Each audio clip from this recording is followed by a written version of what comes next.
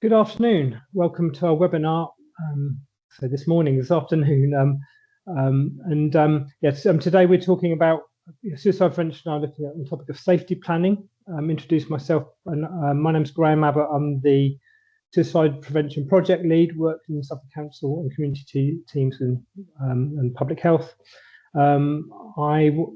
Just want to begin with a health warning. So it's really important that we do talk about suicide and suicide prevention. But I'm also aware for many it's a really challenging topic. So just really encourage you to look after yourself. If it's helpful and you need to step away, please do so. Please reach out to trusted colleagues, friends and family, and please seek help. In Suffolk, each year we have 70 deaths recorded by the coroner of suicide, and that's in line with the national average. But obviously every death is one too many, and there's somebody's daughter, son, father, mother, brother, sister. So making suicide prevention everyone's business is important, because it's the interactions that we all have as we go about our lives that make all the difference. So this is the webinar, it's the last of the webinars in this particular series, and we've covered topics focus on suicide prevention, but we've covered relationship breakup, poverty, substance misuse, autism, domestic abuse, young people, and high-risk occupations. All of the webinars are available on the Healthy Suffolk website. So just Google Healthy Suffolk Suicide Prevention. So today we're talking about safety planning. Safety planning is not a new thing.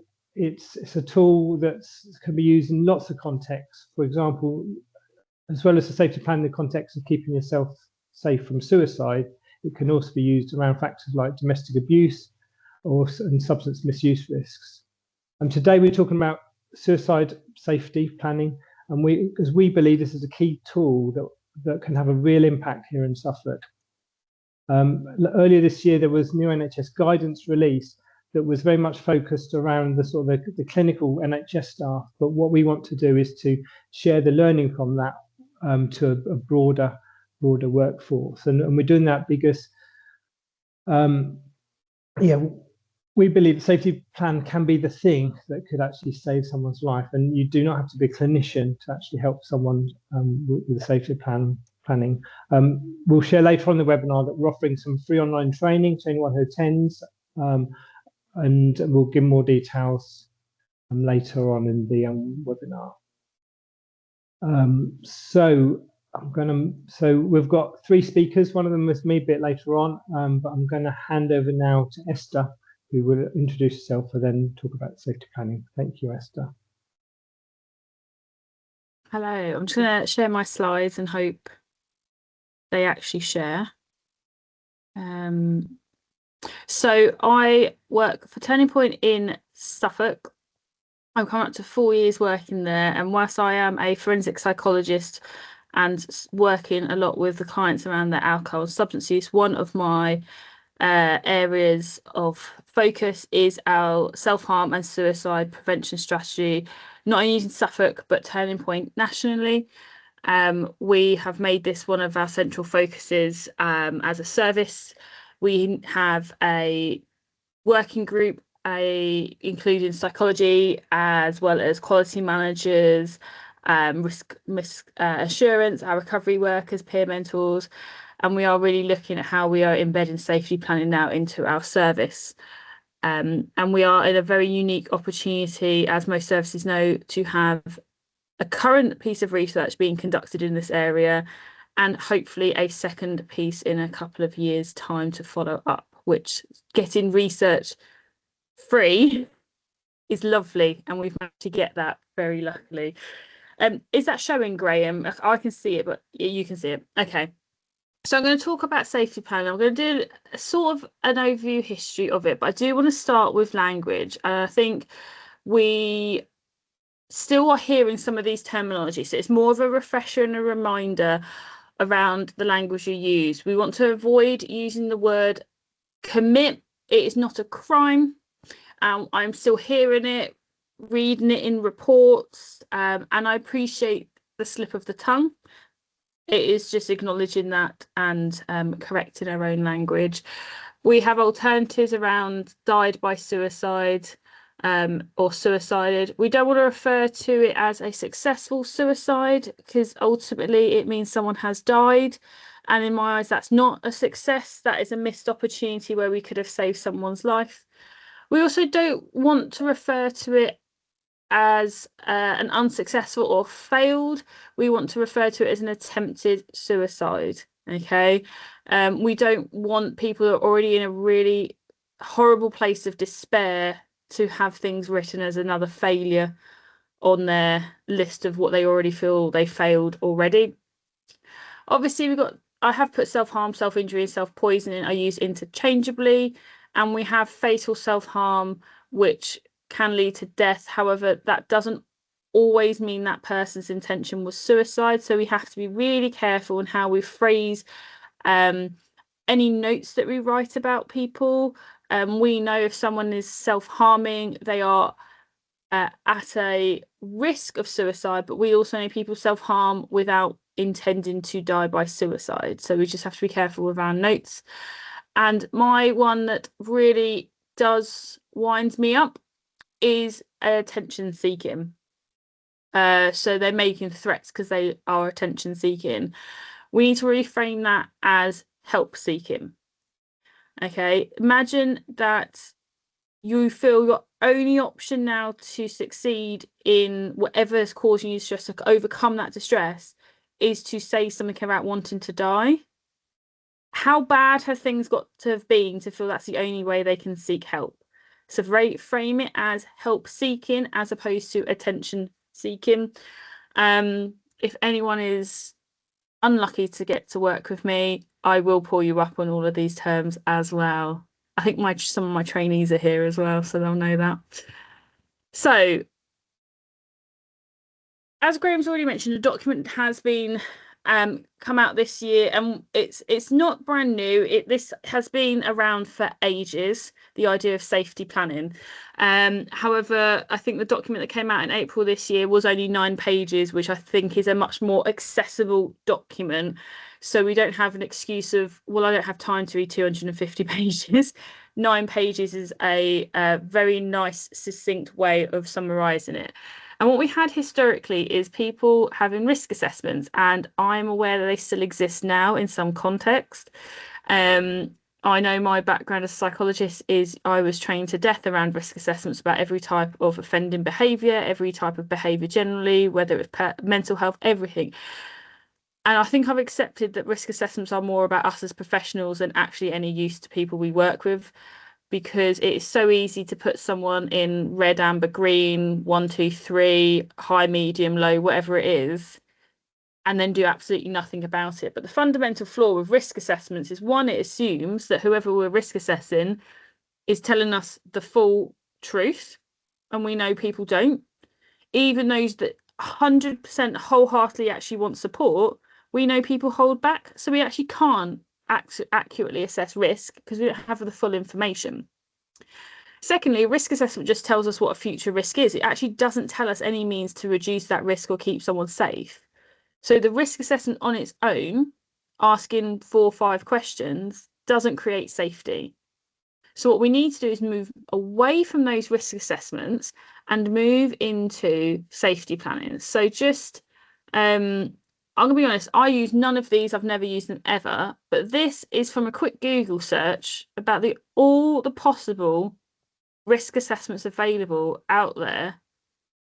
And that is just a small snapshot of what's available. The fact that the top one is called Sad Person Score just is horrifying to me. And there's probably tens, hundreds more of those. And what we don't want to do is score everyone as high, medium, and low. So if you look at the document that came out in April, I'm sure there'll probably be a link somewhere to it in the chat potentially. I can't remember the guy's first name. Surname's Parry. Is it John Parry? I think he talks about it in his presentations around this. And actually, when we look at the numbers of people that were risk assessed, it was estimated that of the 17 people that take their lives every day by suicide, 5 of those people were known to mental health services. So almost a third of those were known. And of those 5, 4 were considered low risk of suicide. So by that fact, 80% of people considered low risk by mental health services went on and chose to die by suicide. So we know that scoring someone high, medium, or low does not create safety or protect them from engaging in behaviours that could lead to death. Okay. So we need to look at other ways to keep people safe, and that is by safety planning. Okay.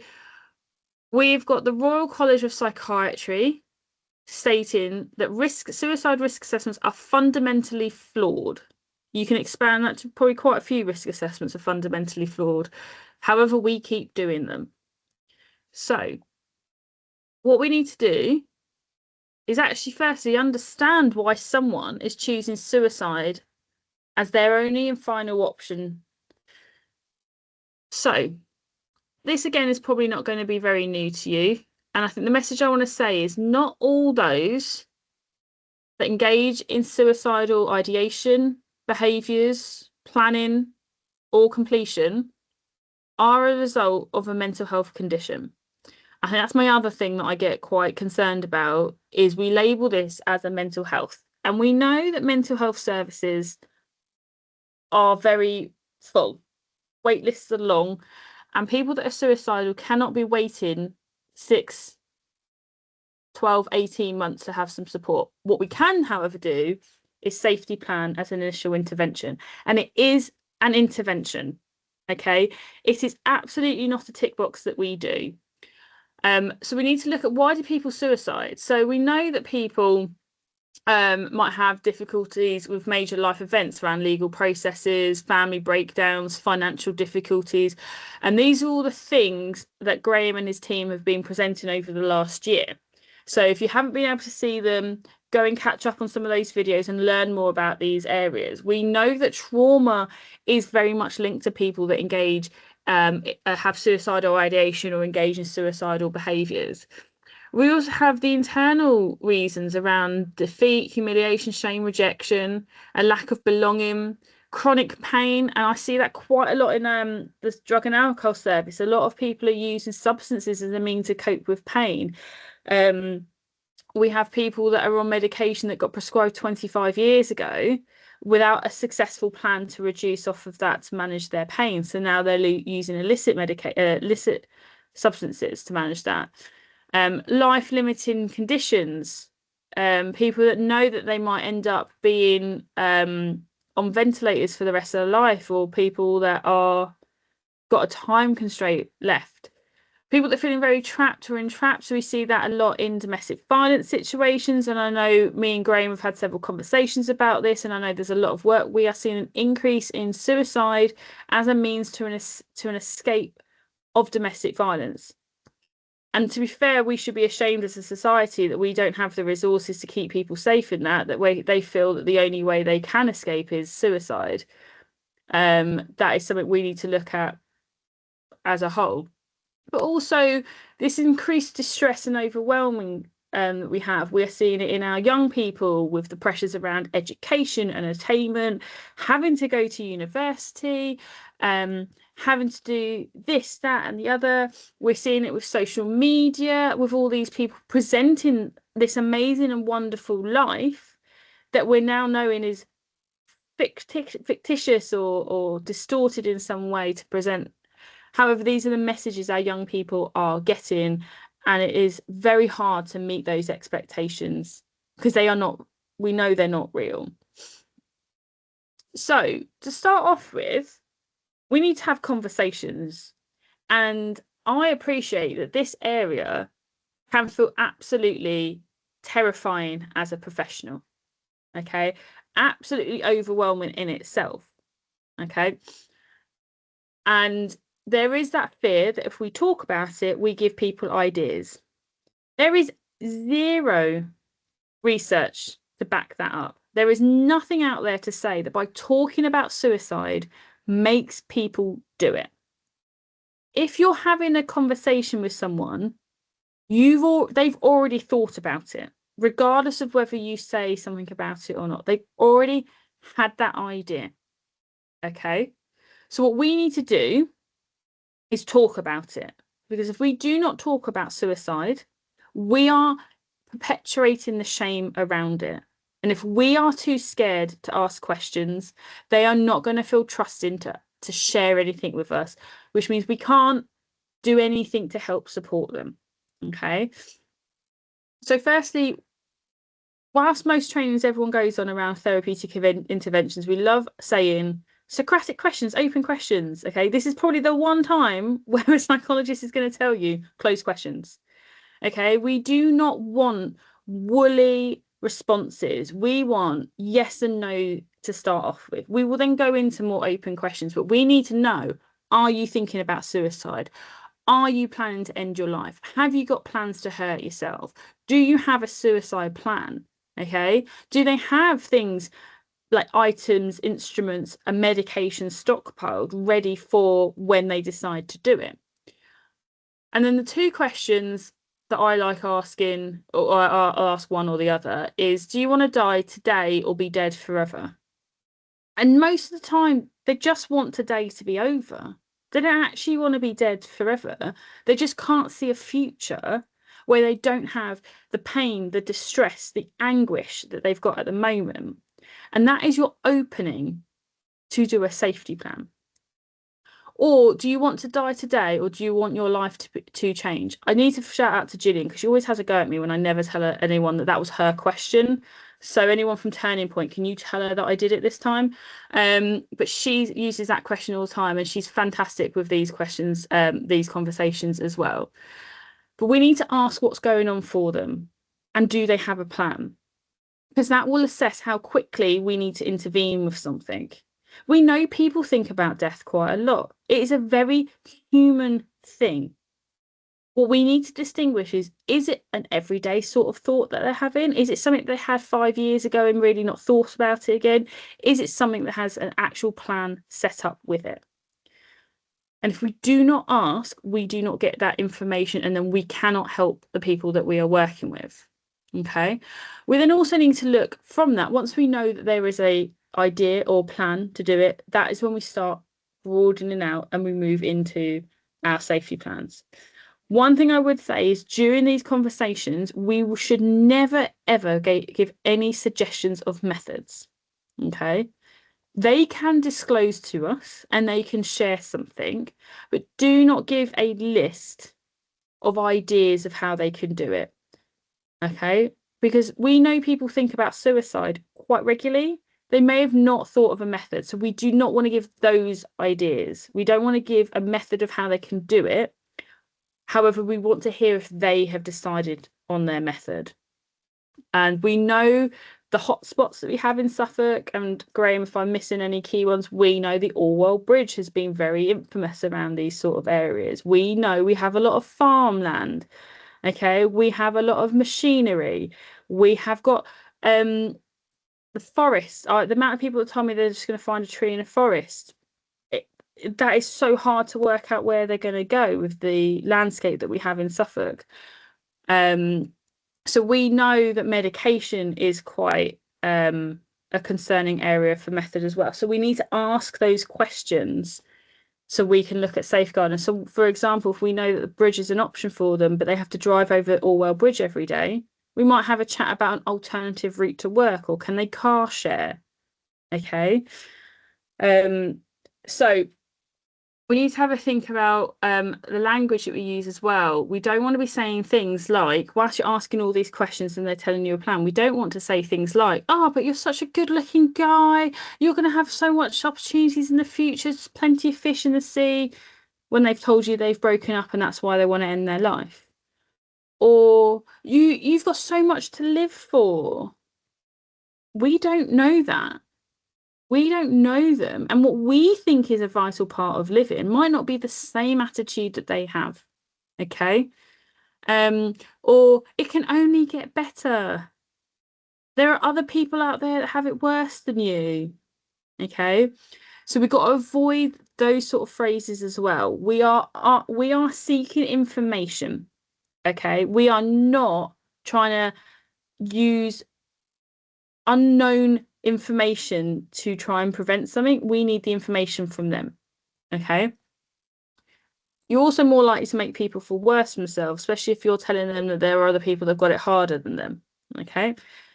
So again, we need to think of language, and language is very important when it comes to safety planning. So, safety planning. Like risk assessments, you can go and Google safety planning, and you could probably find 50, 100 different types of safety plans on the internet. And I will not say any of them are better or worse than the others. Okay, you need to look at your client, what their needs are. So you've got to factor in things like age, if there's any cognitive impairments, any language barriers, gender, access to services that they've had before, how aware are they of their behaviour, and you pick one that fits them. However, what you'll notice is all safety plans out there all good safety plans should include these 6 key principles. Okay, so whether you want to go and find a really amazing diagram with loads of colours and boxes on to fill it in and do something visual with them, or whether you want to take these 6 key principles and have a conversation, I don't care. I don't mind which one, as long as the conversation happens. The piece of paper is not the vital thing. It is that interaction, that communication, that intervention that you are having with that individual.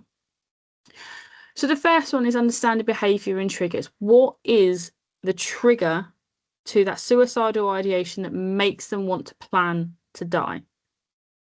Is there a certain behaviour? Is it a certain person, maybe? Okay, is it something that happens to them daily, weekly? Is it inside their brain with a thought, or is it outside in the world that they don't have control over? We need to find that out. Because sometimes when we know what the behaviour and trigger is, we can help them problem solve that. i.e., is it because they're at risk of losing their home and become homeless? And that's what's triggered it in this case. So actually, whilst we're doing a safety plan, we can also send referrals out to relevant agencies to help them with their housing issue. It doesn't mean the suicide risk is completely gone because you've done a referral, but you are aiding that problem solving whilst creating safety at the same time. You need to find out what strategies they already have. They have strategies. They may not be the healthiest or most appropriate or ones that we would encourage people to use, but they do. So, for example, we always have the lovely conundrum of cannabis in our service. If we've got someone coming in that's a dependent drinker and we know suicide's a risk, but they tell us cannabis helps them keep calm, we are in that conversation around how much they're using of the cannabis, when they're using it, how regularly, how that impacts their thoughts, because actually, is that the lesser of 2 evils for this moment of time? If we're looking at imminent safety, yeah. They are very hard conversations to have. And I would always say to people to check that in with a manager when having those conversations. But I have definitely put cannabis on a safety plan before, because the alternative is far more likely to lead to suicide than the cannabis. But it's looking at what interventions they already have. Do they have any skills they've learned from any group work that they've done? Have they learned anything from a therapeutic intervention? And anything that's worked for them in the past. And they have to be their own ones. The amount I hear or read where they go watch TV, go for a walk. If they're someone that spends most of their time at home already watching TV, I don't know what watching TV more is going to be doing to that safety. Whereas actually maybe leaving the house and going for a walk and getting some fresh air might be. Yeah. Then we are looking at people and places to help them keep safe and distracted. So they are things that are imminent distractions. So it might be going to the gym, for example. Okay, if they already go to the gym and they've got a class, maybe it's they book on a class and go to that gym in that moment. It might be just phoning a friend to do a check-in. It's not necessarily having a conversation about the suicide, but the phone call is a distraction. Okay, it might be taking the dog out for a walk. It might be cleaning. Okay, it can be anything that makes sense for that individual. And again, it has to be something that's realistic. It's also finding out if they're already part of any support groups or any sports teams. Maybe they've got some hobbies. And even if they haven't done those things in a while, maybe talking about how they can introduce them back into their life. Okay. Then it's looking at the people that can help. So this is personal support, friends, family, loved ones. Okay. So who do they have in their life that they can go and talk to? And be prepared, they might not have any personal support. Okay. However, I always say animals, we underestimate the power animals have on us. Okay, and how much the amount of people I work with that would rather have an animal than a human being near them. We need to not underestimate that. So people with pets, the amount of men I work with in a drug and alcohol service that are probably like 40s, 50 years old that have a dog, because they would absolutely rather just spend their life with their dog than they would another human being. And sometimes I get that. So let's not underestimate animals, dogs, cats. I don't know, not for me. I know people have things like spiders and tarantulas, whatever works for them. And then we're looking at our professional agencies. So number 5. So who do they already have? Who do they already access? And who else could we introduce them to? Okay, so do they have the numbers saved on their phone for the Samaritans? Okay, because there's nothing worse than being in distress and going, oh, I got told to ring the Samaritans, but I've got no internet, I can't get onto it, I can't find the phone number. Okay, we would like to ask permission to help put those numbers on their phone. Okay, is there a service that they've never heard of before? I feel every time I go to any of these meetings, I hear about something new. So we need to be promoting those as well. Look what's in our local area, just as well as our national services. Is it maybe that we need to help them get a GP appointment? Okay. Is it that they actually don't know that they can go to this place to help with their PIP forms? Okay. Or is it that they actually need to go to somewhere like Mental Health Services, Suffolk Wellbeing for that therapeutic intervention? Talk to them about who they have and who they can go to. And this is not things around the support group. So anyone that goes to AA, that is not a professional involvement. That is something that can fit under number 3 or number 4 in the safety planning. Okay. And then finally, we've got making the environment safe. So this requires us to have an idea of what their method might be, and helping them remove that from their home in some way. So if they have got old prescriptions that they no longer need, but they've kept, we want to encourage them to return those to a pharmacy, for example, or ask a friend to take them to the pharmacy for them. If we know that they are a construction worker, for example, and they've got a bag of tools, maybe we'd have a chat about, do they stay in the car and the driveway rather than coming into the house? Or do they stay in the shed as opposed to being available in the house? Is it, like I said, with the bridge, do we talk about alternative ways to get to work or car sharing so that they're not going over the bridge on their own? Okay, there's different conversations that you can have around how to create safety, because at the end of the day, people need tools for their job or kitchen knives to cook dinner. Okay, they still need medication, but how can they have those things in their home and have safety at the same time? So one thing might be a lockbox. So they need their medication, but what they can do is they could have a box that they could lock it in, and the box is in one room, a key's in a completely different room. So it delays that impulse to use anything. Okay. It might be if they've got a trusted person that they live with, looks after their medication. However, I'd be very careful when it comes to this around coercive control and behaviour and things around that. So you need to make sure when you're discussing it that they are safe people. Okay. So a safety plan only works successfully when we've done it before they get into a crisis. There is absolutely no point having someone on a phone to you telling you they're already at the place that they're planning to end their life and go, oh, let's write a safety plan. This is an intervention that should occur when we know or have a concern that suicide could happen. And I think the smallest, that little gut feeling that you might have, you still ask those questions there and then. Because they won't always directly say, oh, I'm going to kill myself. They might say more subtle things like, this is just getting too much for me. It's getting too overwhelming. I don't know how I'm going to cope with this anymore. I don't know if it's worth even trying anymore.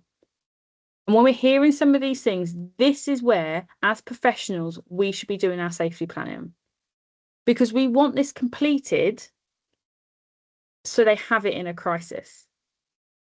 Because it makes it a completely redundant thing if it's not available when a crisis happens.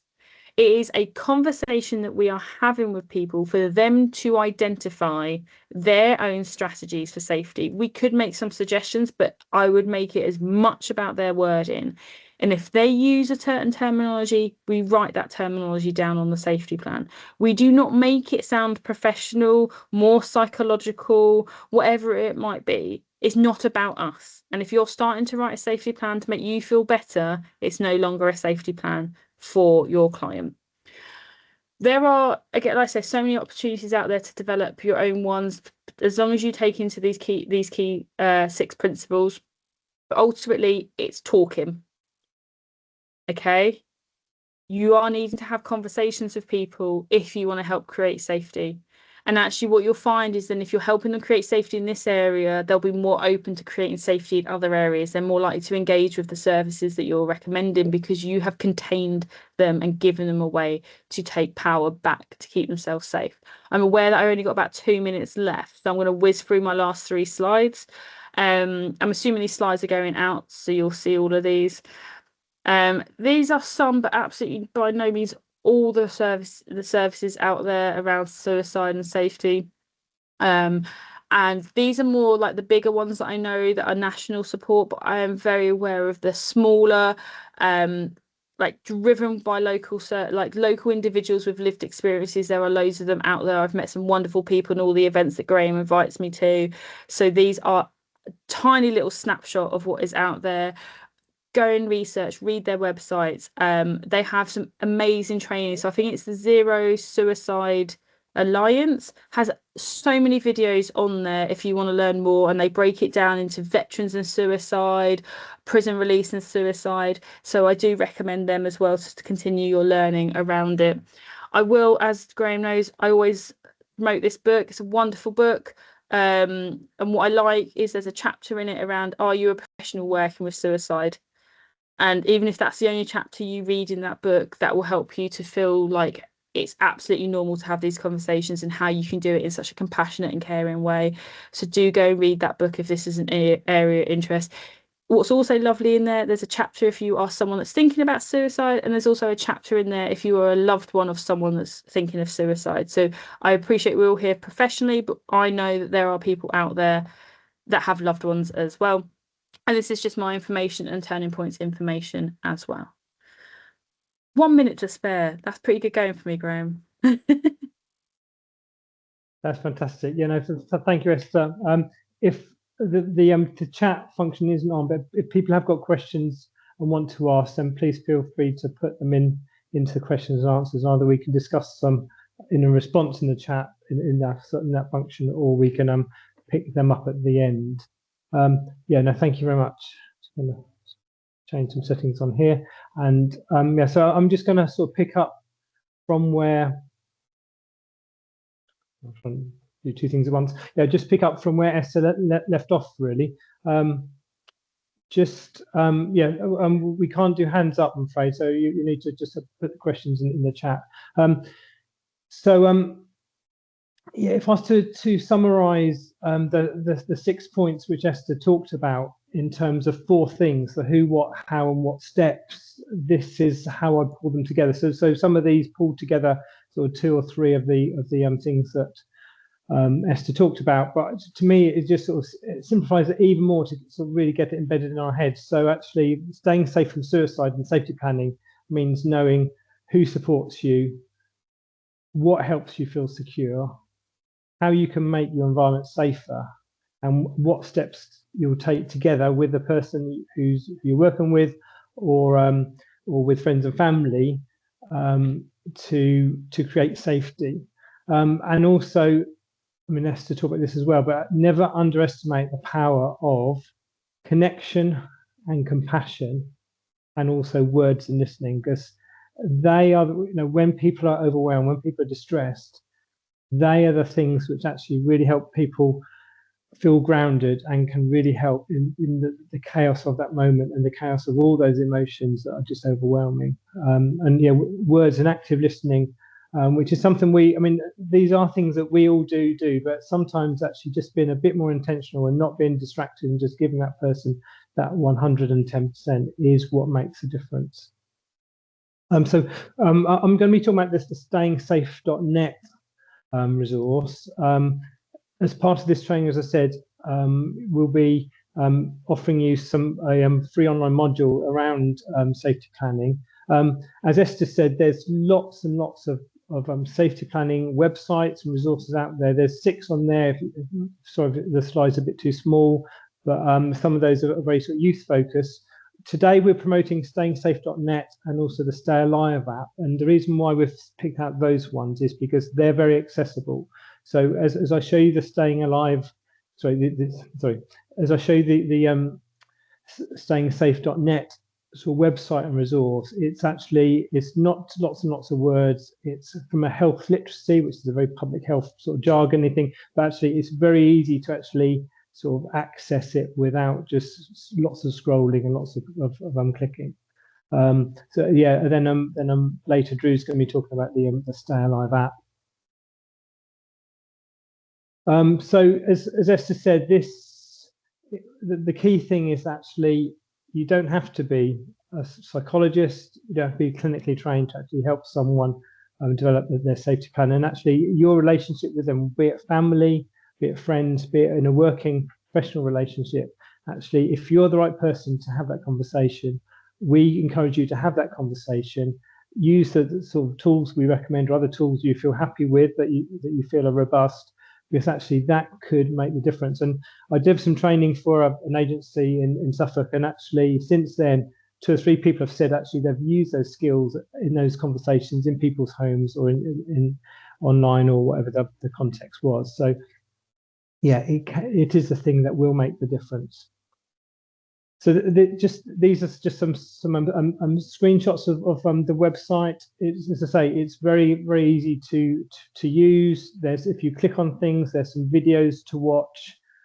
It's not too wordy. There's examples of safety plans. There's advice for supporting young people, advice for supporting someone else. You watch somebody make a safety plan. Yeah, so just encourage you. So if you Google stayingsafe.net, you'll be able to see the resource if you wanted to do it while I'm talking.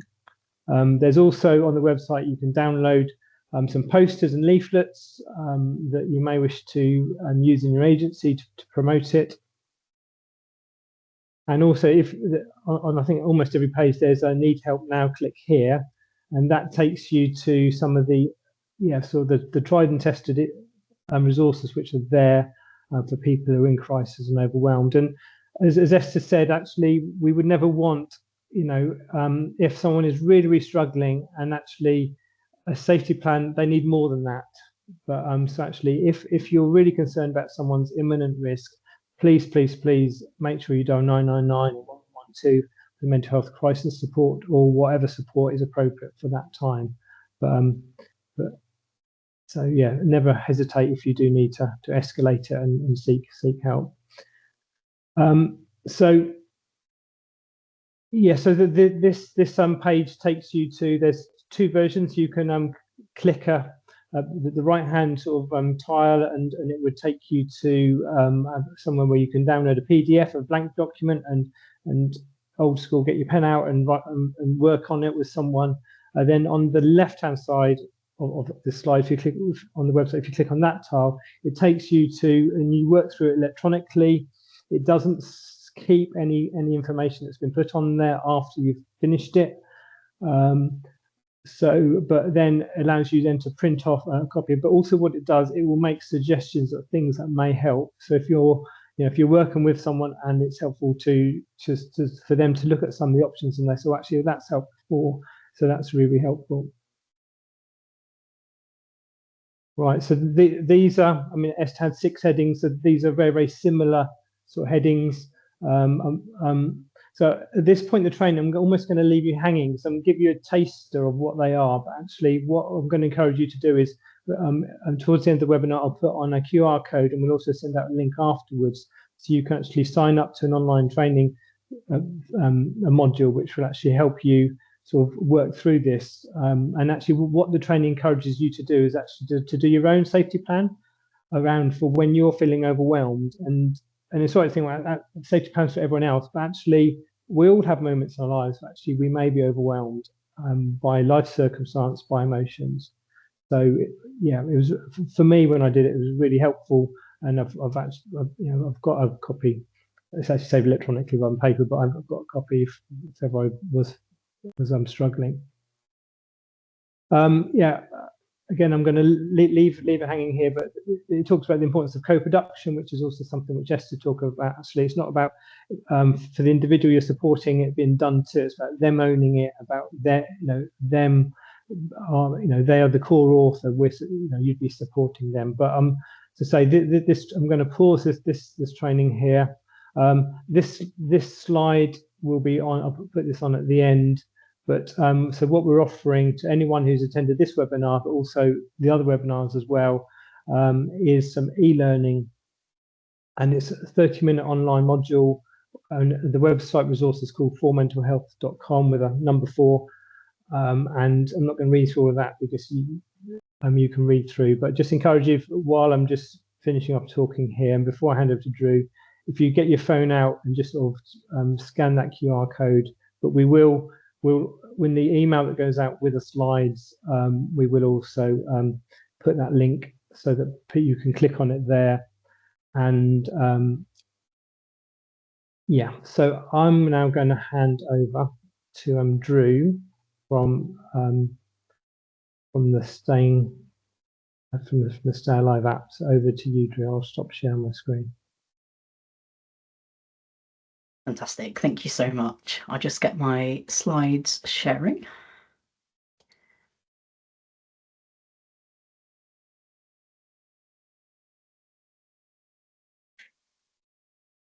So thank you for inviting me to speak at this really important event. My name is Drew Taylor, and I'm the Lived Experience and Stay Alive app manager at Grassroots Suicide Prevention.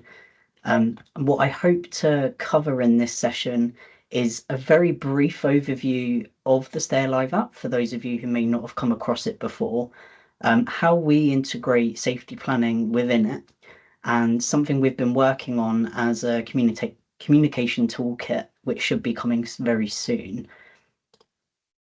So just a very brief overview. Stay Alive is an app for people thinking about suicide, who may be worried about someone or wanting to learn more about suicide prevention. At the time of launch in 2014, it was the first suicide prevention app in the UK. We identified there was this real need, so we were really pleased to be the first people to do it in the UK. A year later, it won a Patient Safety Award in 2015. And at the heart of its inception and ongoing development is around involvement and creation with people with lived experience of suicide, as how we best meet their needs and make sure the app is working how it should for everyone.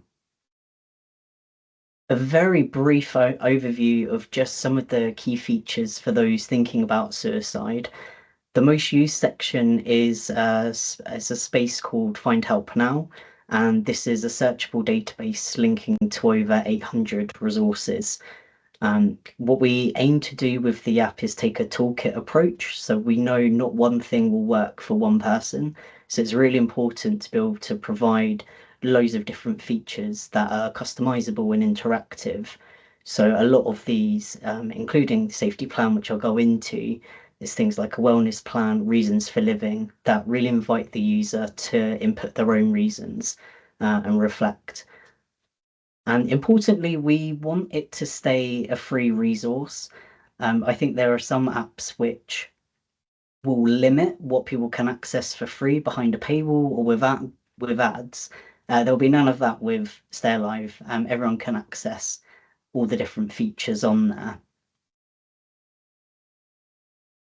And just importantly to note, we know that supporting someone thinking about suicide can be really challenging and emotionally draining too. So it is so important that we include information for those worried about someone.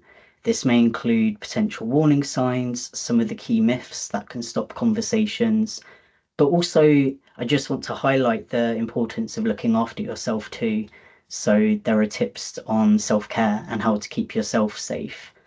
And kind of underlying all of this is a message of we want to empower everyone with the tools and confidence to help make a difference. I think that's kind of been said already throughout this call, but it's empowering everyone to make a difference because we can, and it shouldn't just be for professionals. With everyone who has these kind of e-learning opportunities and resources, everyone can learn the skills. We do sometimes have questions to do with how safe the suicide prevention app is. So I've just highlighted some of the key kind of headline and stats there. But there's one in particular of a piece of research that Martinego et al. Did in 2019, and they reviewed suicide prevention and depression apps and basically found that there were only 5 out of 69 that contained all 6 recommended suicide prevention strategies. And one of the strategies was to do with safety plan development. And Stay Alive was one of the few apps that contained all of the strategies. And from then, it's just been kind of going from strength to strength in terms of stats highlighting that it helps people maybe at risk of suicide stay safe, and it being popular, accessible, and effective for those who need the immediate support in a crisis. When the slides are shared, there's a little button of see more here, and that will just take you to a bit more of an overview of some of these in a bit more detail with links through. So in terms of the safety plan, I don't want to echo Esther and everyone else so far because there will be a little bit of repetition, but I suppose I just wanted to highlight some of those key features of making the most of a safety plan. So before we kind of launch into it, we have these onboarding screens. And I suppose importantly to say that Stay Alive is a mobile app, but it can also be accessed via a website. So although it will look slightly different on the website version, it will still have the same screens. So just wanted to make that clear. There, of course, is the importance and kind of the encouragement of completing the plan with support from someone else. We kind of realize that it can be hard to start this conversation, and if we're not in a good place, so being able to do it ahead of time is really important too. And with that, completing it with someone else at the end and completion, there's an option to be able to save the safety plan, but then download it as a PDF and share it that way too. So it may be that they have trusted contacts that they can easily share it without having to worry about a printer or anything like that. It's been highlighted again, but we decided to base our safety plan on the Stanley Brown version and the 2012 one. And when the app was first developed back in 2014, it already had a safety plan on there. So it's something that we've been doing for a really long time. And we refined it to include the 6 key features. I know we've already, Esther's already highlighted some of those, so I won't go into them in too much detail. But I just wanted to highlight that for each one, there are some initial prompts to get people thinking, get people started, saying there's nothing worse than trying to complete a plan and just not being able to think clearly or being able to kind of think what the individual reasons or how to stay safe would be. So we have some prompts and then some guiding kind of bullet points underneath just to get people thinking and kind of get them started with it. Something that is a little bit newer that we launched on World Suicide Prevention Day in September is the addition of 4 questions, which we are adding on to the standard safety plan and in calling the enhanced safety plan. And this is based on Sarah Cassidy's autism safety plan, which was really in depth and really insightful into how safety planning could be made more accessible to maybe those who are autistic, have different communication, sensory needs. So we picked these 4 that I think really add to the existing safety plan we've got on there. We decided to call it Enhanced Safety Plan rather than calling it Autistic Safety Plan, just because we recognise that some of these questions would be helpful for anyone, autistic or not. So after someone completes the safety plan, they are invited, if they'd like to, complete these 4 additional questions as well. And I think another thing that we really liked from Sarah Cassidy's safety plan was these communication tools. So finding the language or being able to identify how we're feeling can be really tricky sometimes. So she made use of these sort of visual communication guides of, is someone feeling emotions or stress or anything on the body that they could indicate? Is it kind of more of a scale? And it may not be a scale that makes sense to us, but if it makes sense to the other person, they can label it. That's the most important thing. So there were some ideas, along with the use of faces. I think sometimes we think simplistically of, I'm feeling a single emotion, this is how I'm feeling, but actually it can be a whole range across the different kind of sections that you can see on the screen there. So what we did was, as a starting point, we created a communication toolkit, including these 3 sections of the body mapping, the scale, and these emotions. And it's on our website, but there's also a link to Sarah Cassidy's full autism safety plan, so you can see where we got it from. But the kind of end vision and goal is that an interactive version of these tools will be available on the Stay Alive app in the near future, because we recognise it's something that is quite fluid and can change. So it feels slightly different to a safety plan, but could be more in the moment, or maybe to do with like monitoring and tracking on a longer term basis. So just wanted to highlight that as something that we're currently working on. The final bit I wanted to say was, first, thank you for listening, and 2, I wanted to look at Suffolk specific stats, and Google Analytics, which captures anonymous non-identifying usage data, has done a little bit of a rejig. So we're unable to see Suffolk as a whole region, but it's letting me see particular towns and villages. So what I'll do is, after the call, is I'll have a little look at the data in terms of what Suffolk specific resources on Find Help Now, what people are accessing, maybe the usage to do with safety planning. And I can circulate that afterwards if people are interested, just to see of how people are engaging with the app in the Suffolk related areas.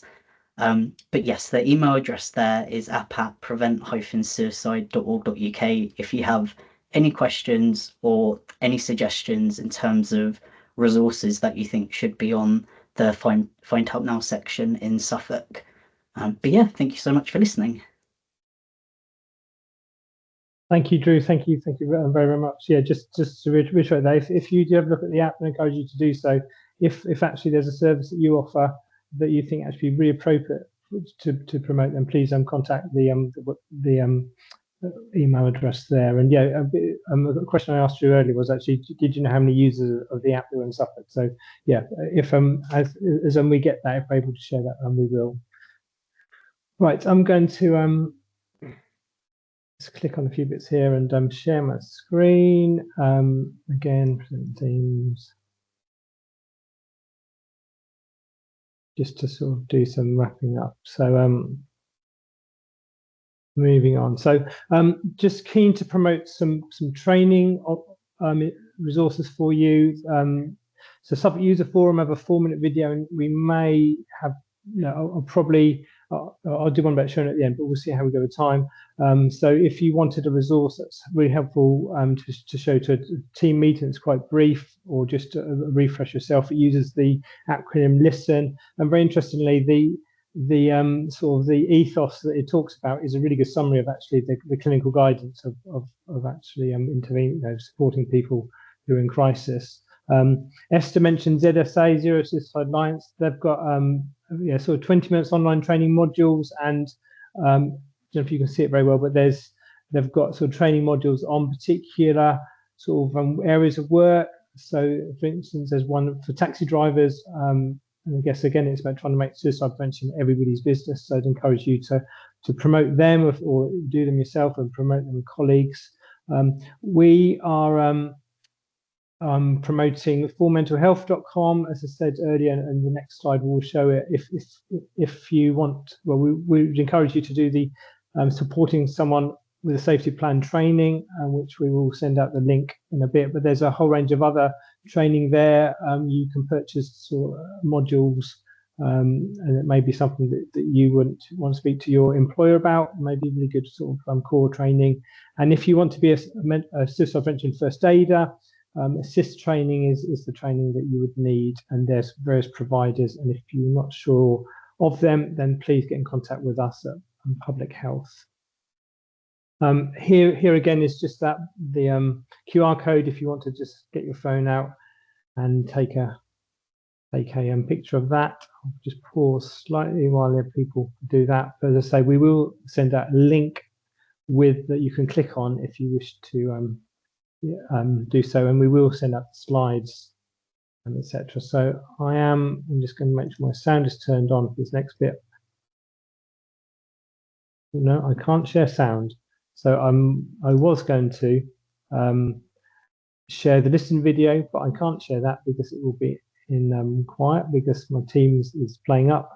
So I will just go to the final slide, which so yeah, just to mention again that the series of webinars on suicide prevention and associated risk factors and safety planning are available on the Healthy Suffolk website.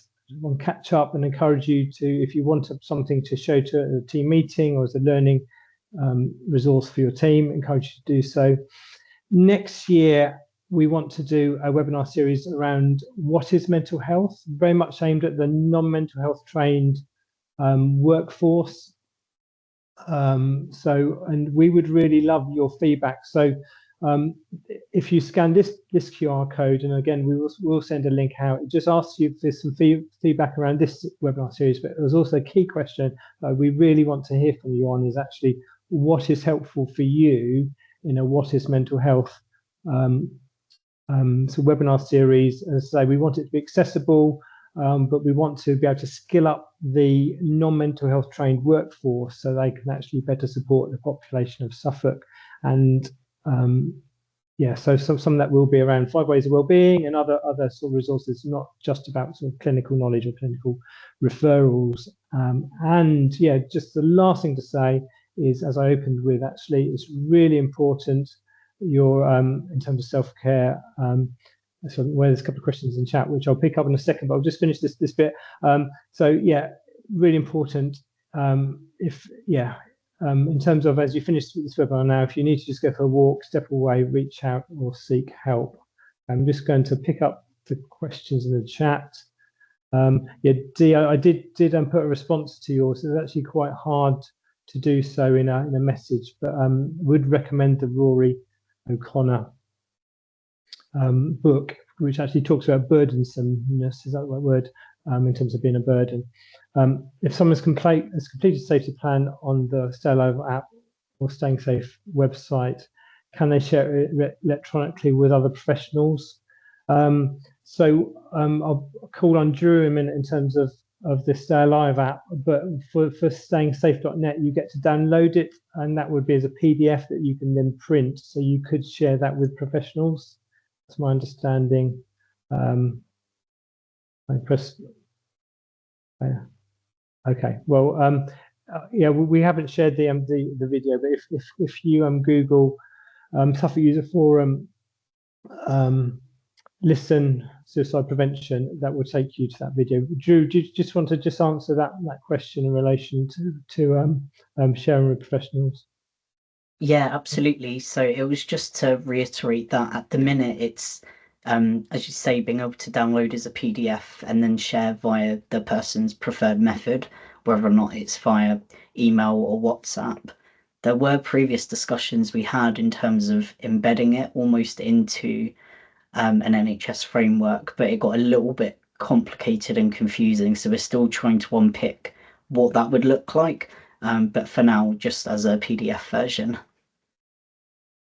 Thank you, Drew. Yeah, that's really, really helpful. And also we're put in the Q&A sort of chat function. So there's a flyer in relation to the sign up. So if you didn't get to do the QR code, there's a link on there. But as I say, we will send out this resource with the slides from today. And I just want to conclude by thanking you very much for attending. And yeah, we hope you can join us in the new year when we have a series around what is mental health. Thanks very much.